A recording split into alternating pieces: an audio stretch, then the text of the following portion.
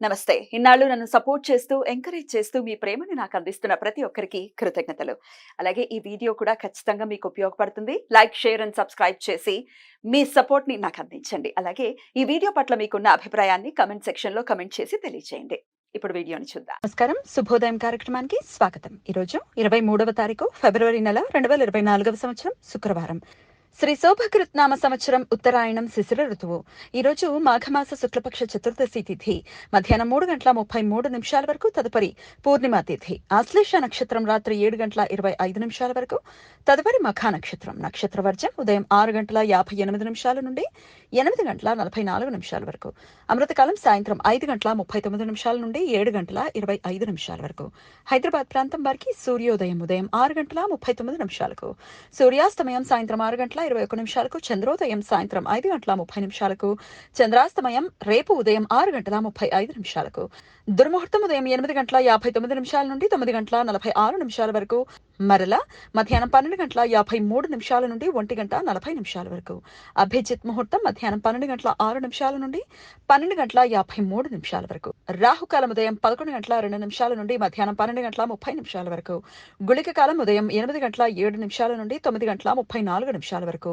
యమగండ కాలం మధ్యాహ్నం 3:25 నుండి సాయంత్రం 4:53 వరకు.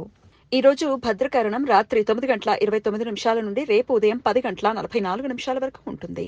ఈ సమయంలో శుభకార్యాలు చేయటానికి, కొత్త పనులు ప్రారంభించడానికి అనుకూలం కాదు.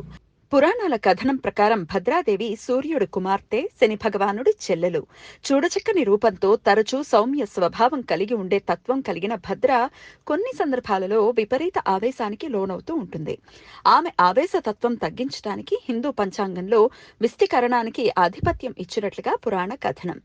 భద్రకరణం సమయంలో శుభకార్యాలు చేయడానికి అనుకూలం కాదు, కానీ కొన్ని ప్రత్యేక విషయాలలో భద్రకరణం అనుకూలం.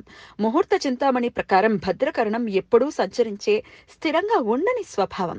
మేషం, వృషభం, మిథునం, వృశ్చిక రాశులలో చంద్ర సంచారం చేస్తుండగా భద్ర స్వర్గలోకంలో ఊర్ధ్వముఖంతో సంచరిస్తుంది.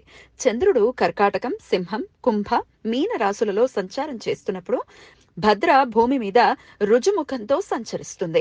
చంద్రుడు కన్య, తుల, ధనస్సు, మకర రాశులలో సంచారం చేస్తుండగా భద్ర పాతాళ లోకంలో అధోముఖంతో సంచరిస్తుంది. భద్ర భూమి మీద సంచారం చేస్తున్నప్పుడు అంటే చంద్రుడు కర్కాటకం, సింహం, కుంభ, మీన రాశులలో సంచారం చేస్తుండగా భద్ర ప్రభావం భూమి మీద అధికంగా ఉంటుంది. కాబట్టి చంద్ర సంచారం పై రాశులలో ఉన్నప్పుడు భద్రకరణంలో శుభకార్యాలు చేయడానికి అనుకూలం కాదు. ఈ సమాచారాన్ని మనకు అందించిన వారు మేడికొండూరు విశ్వనాథ్ ప్రసాద్ గారు. ఆయనకు కృతజ్ఞతల్ని తెలియజేస్తూ నారాయణ స్మరణతో సమస్త సన్మంగళాని భవంతు. నమస్కారం.